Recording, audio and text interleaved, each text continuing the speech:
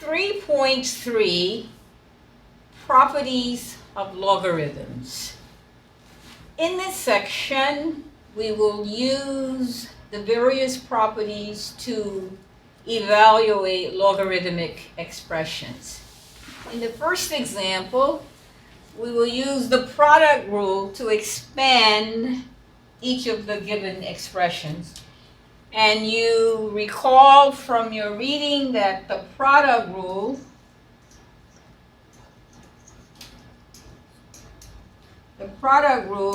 of logarithms states that the log of the product mn to the base b is the log of m to the base b plus the log of n to the base b.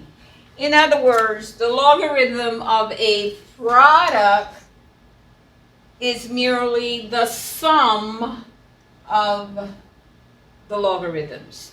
All right, so let's use this property for problem A. All right.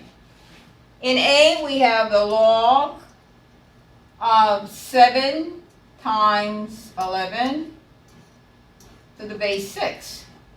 So according to the property, we have the log of 7 to the base 6 plus the log of 11 to the base 6.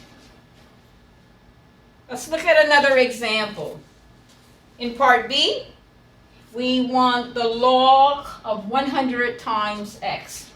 Using the product rule, we know that this is the log of 100 plus the log of x.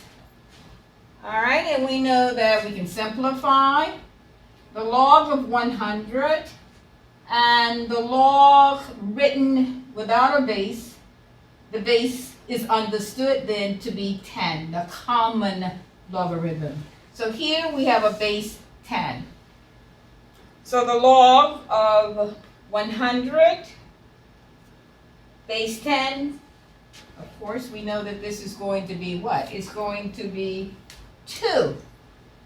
Because, let me just do this, because we have the log of 100, and we want to know what this is. All right? All right, so we can write this as what? 10y is equal to 100. And of course, y has to be 2, because 10 squared is 100. All right, so simplifying the log of 100, all right, plus the log of x.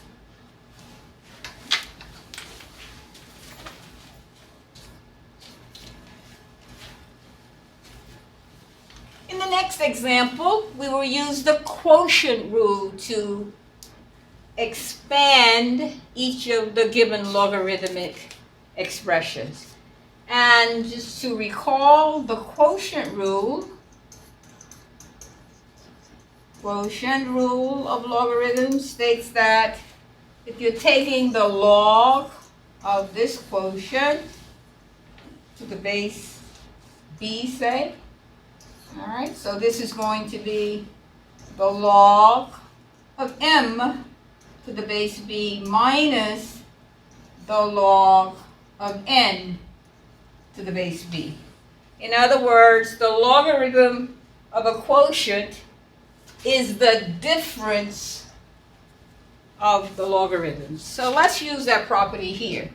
All right, so in this case, this is going to be the log of 23 to the base 8 minus the log of x to the base 8. In the next example, we have the natural log of e to the 5th divided by 11. So using the quotient rule, we have the natural log of e to the 5th minus the natural log of 11.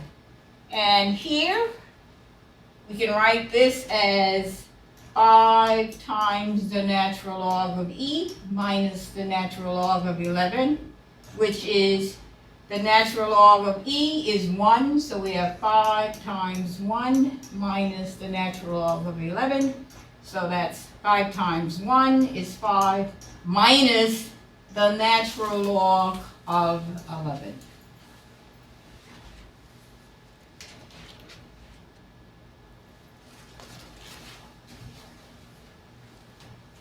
Expanding logarithmic expressions. And in order to expand, let's use the power rule to expand each of the given logarithmic expressions. And again, just to review the power rule, we know that the log of m to the p base b is going to be multiplying by the exponent. So that's p times the log of m to the base b. All right, so in part A here, all right, so that's going to be the log of 3 to the 9th, base 6. So we're going to multiply by the exponent. So this becomes 9 times the log of 3 to the base 6, using the power rule. In the next example, the natural log of the cube root of x. All right, so first let's write the natural log. The cube root of x is x to the 1/3. So now we can use the power rule. We're going to multiply by the exponent. So that's 1/3 times the natural log of x. The next example, the log of x plus 4 squared. Again, using the power rule, we multiply by the exponent 2. So that's 2 times the log of x plus 4.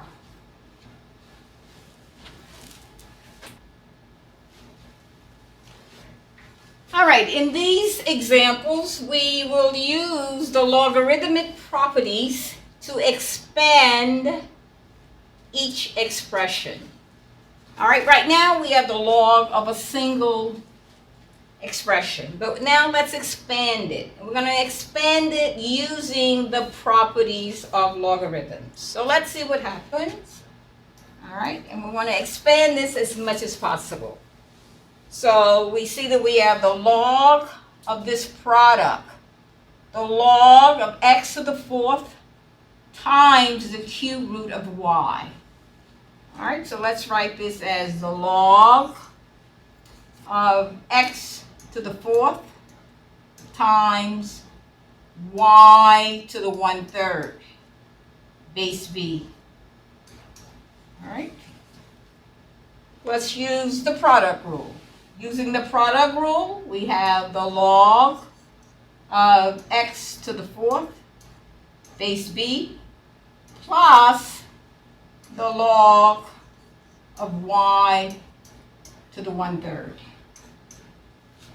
Using the power rule, we're going to multiply by the exponent 4, so we have 4 times the log of x to the base b, plus multiplying by the exponent 1/3 times the log of y. And base b, don't forget your base, and don't forget your base. All right. In the next example, we want to expand the logarithmic expression, the log of the square root of x divided by 25 y cubed base 5. All right, so using the properties, let's first use the quotient property, and we know that this is the log of the square root of x, square root of x,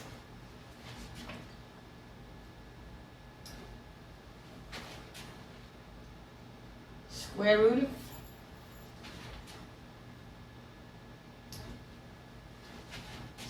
root of x, base 5, minus the log of 25y cubed base 5. All right, so that's the first step. Let's continue. We know that the log of the square root of x, the square root of x is x to the 1/2, base 5. Now minus, all right, this is a product again. So this is minus the log of 25 base 5 plus the log of the y cubed base 5. All right, let's continue to simplify using the properties. So here we have the log of x to the 1/2 base 5. Again, we want to multiply by the exponent, so that's 1/2 times the log of x base 5. Minus, all right, let's see what we have here. Minus the log of 25 base 5 plus, now multiplying by the exponent 3, we have 3 times the log of y base 5. All right, continuing, we have 1/2 times the log of x base 5.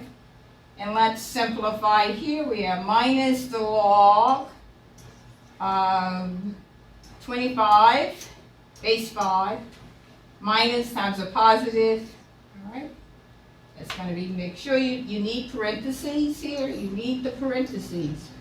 Minus times a positive is going to give you a negative 3 times the log of y base 5. All right, we can go one more step. We have 1/2 times the log of x base 5 minus, you may recall that the log of 25 to the base 5 is going to be what? It's going to be 2 because 5 squared is 25. Minus 3 times the log of y to the base 5. To the base 5.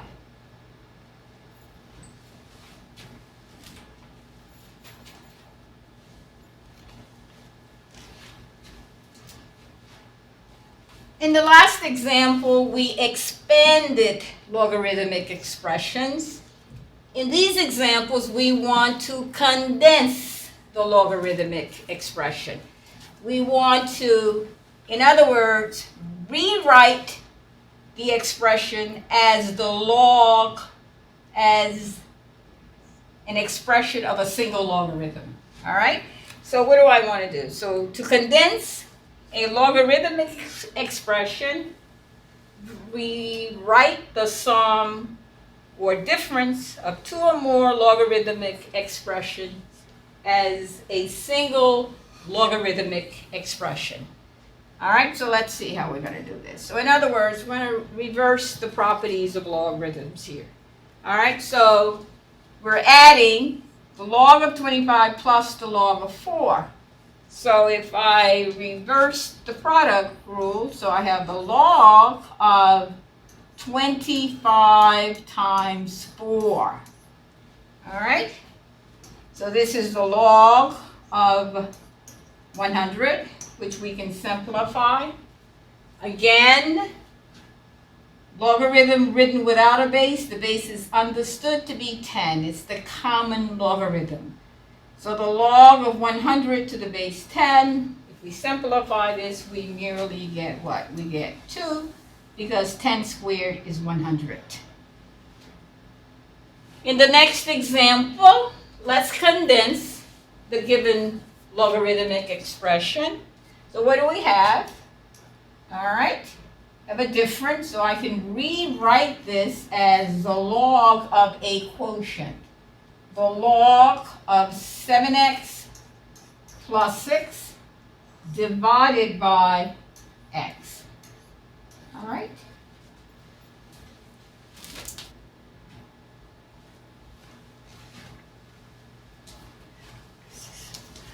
All right, in the next example, let's consider how we might change the base. So if we wish to change the base, we're going to use the change of base property. So in other words, for any logarithmic basis, let's say we have two bases, a and b, and a positive number m. Let me just write this. So we have the log of m base b. The change of base property allows us to rewrite this as the log of m to the base a divided by the log of b to the base a. All right? So for common logs, let's see what happens if we have common logarithms. All right, for instance, the log. So if I want to rewrite this in terms of common logarithms, the log of m to the base b can be expressed as the log of m divided by the log of b. We have an analogous situation with the natural logarithm. The natural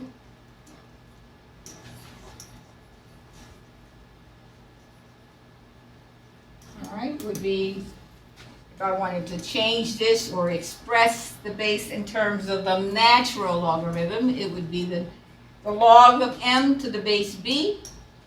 Now I can write the natural log of m divided by the natural log of b. All right, let's look at an example. All right, let's look at an example. All right. All right, so we want to evaluate, all right, if we were to evaluate the log of 2506 to the base 7. All right, so I can write this as using common log. So I'm going to express this in terms of the common log. So I can write this as the log of 2506 divided by the log of 7. And if you use your calculators, your scientific calculators, you take the log of 2506 divided by the log of 7, you get approximately 4.02.